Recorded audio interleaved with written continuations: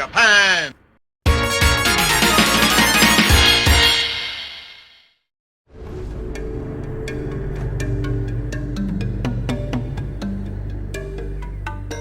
You're the guy who beat Sagat, the Muay Thai champ, a few years ago. But you disappeared.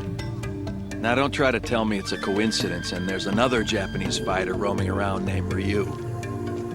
You know, I heard Sagat was hired as an attack dog by the Shadow Law organization. It's a major organized crime syndicate that trades in weapons and drugs worldwide. They're involved in just about anything that's illegal. We do know that Shadow Law isn't selecting killing machines at random. It's gathering information on street fighters around the world. We've had several reports on this. Street fighters turning terrorist? Each year, the crimes they commit grow bigger and more brazen. And the man I'm looking for, has there been any report of him? No, my lord, not yet. Any man strong enough to beat the crap out of Sagat is a man I want found. I assure you we're scouring the world for him and other fighters as well.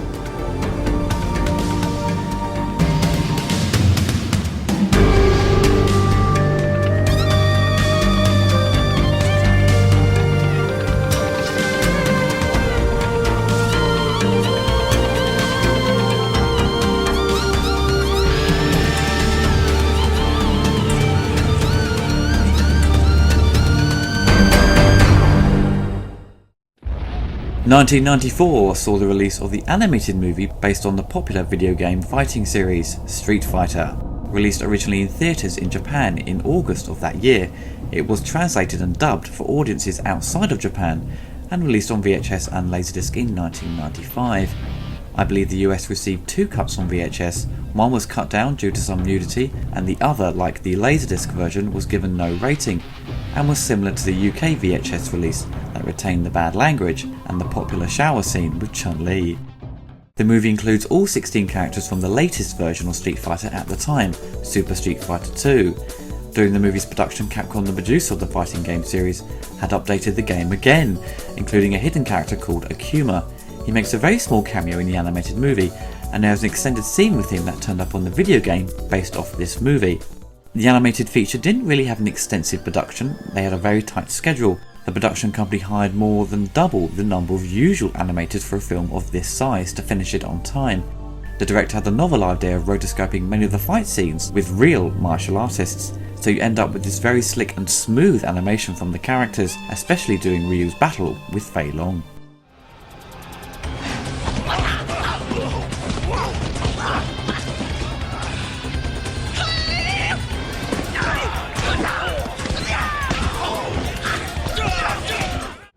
The movie starts with the final battle, essentially from the first Street Fighter, with Ryu and Muay Thai champion, Sagat.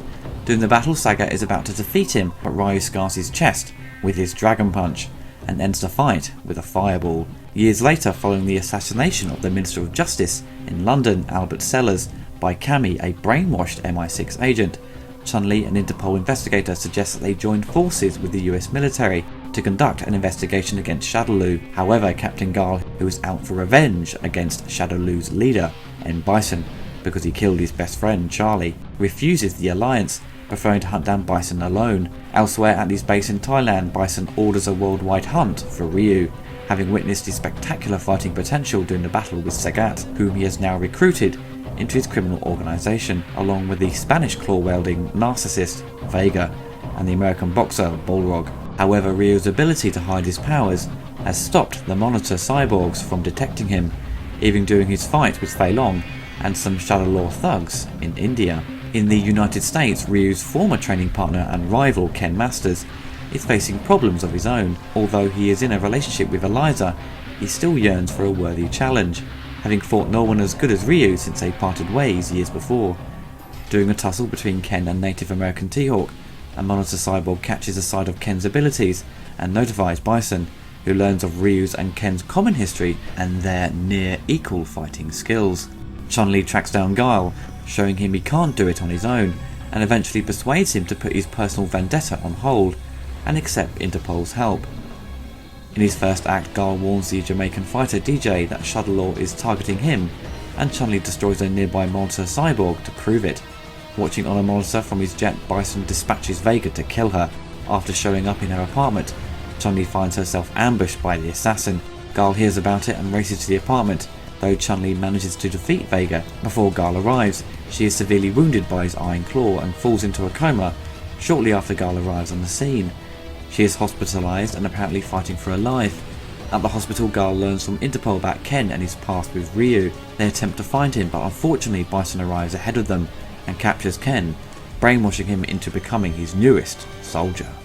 The soundtrack for the US dub has never been officially released, which is very frustrating because there is some great material on this mix. It really creates a great atmosphere to the movie, and most of the score is the underlying theme for Ryu, which runs throughout the feature. The soundtrack also features heavy metal / grunge music by Korn, Alice in Chains, Silverchair and KMFDM, to name just a few. At the time I'd never heard of many of these bands, and it really got me into this style of music. My taste in music has changed since my teenage years, but during that period I was a big fan of Korn and Silverchair. I finally got a chance to listen to the Japanese soundtrack, and it's totally different. Some may say for the better or for the worse. Because I grew up with the US dub, I found the Japanese soundtrack mix to be really cheesy and off-putting. The voice acting for the US dub is generally very good, and fits the majority of the characters to an acceptable level. Some of the actors returned for the follow-up Street Fighter cartoons, such as Street Fighter Alpha and the TV show. One of my personal favourites, Izzy Honda's character. In this movie he is played for laughs, and he is very funny throughout the film, and the comedy doesn't seem forced.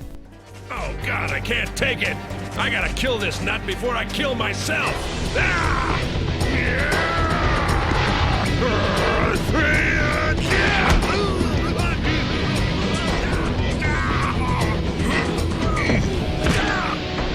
Hi there, and you are? I'm a welcome wagon. It's nice to meet you, friend. Capcom produced a video game adaptation of the film, simply titled Street Fighter II Movie.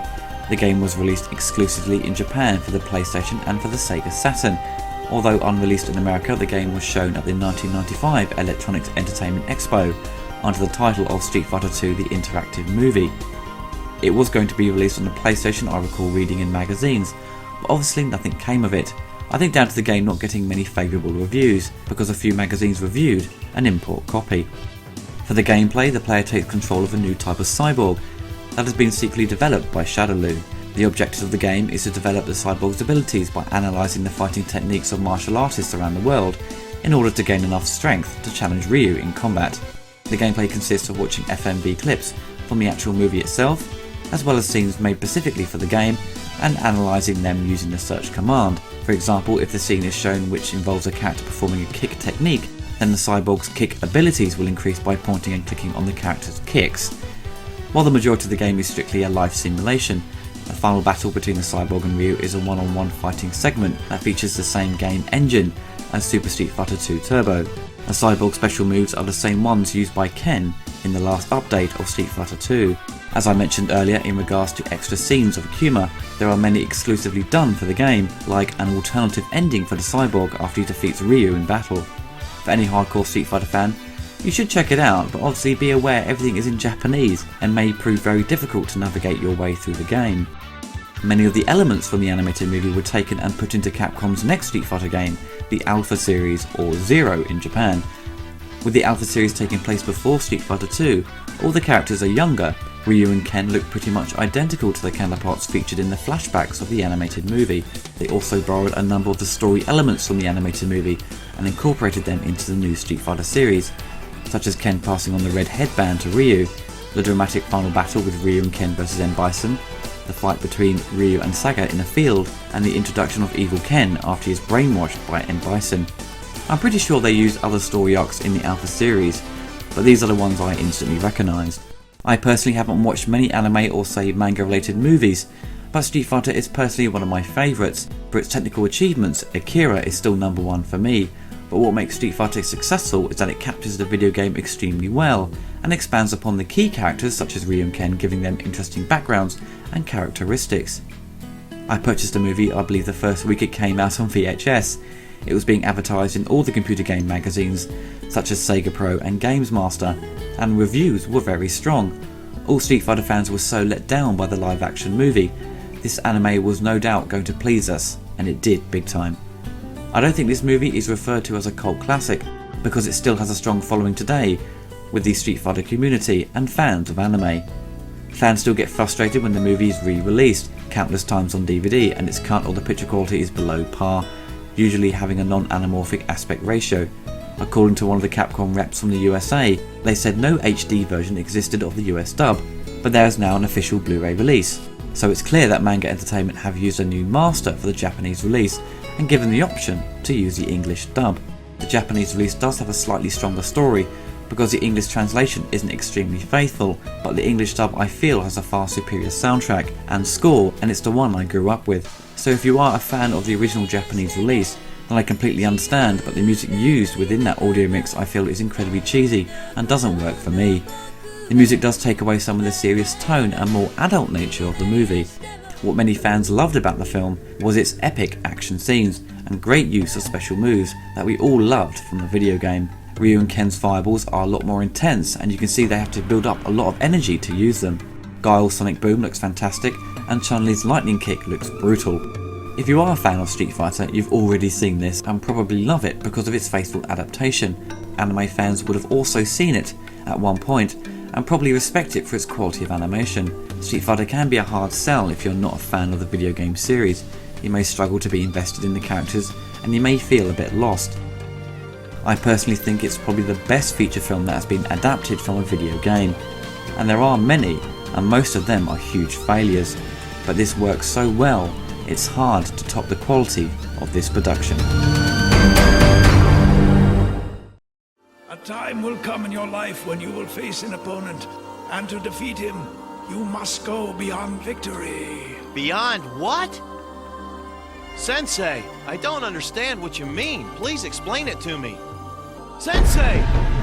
I'll explain it to you, boy.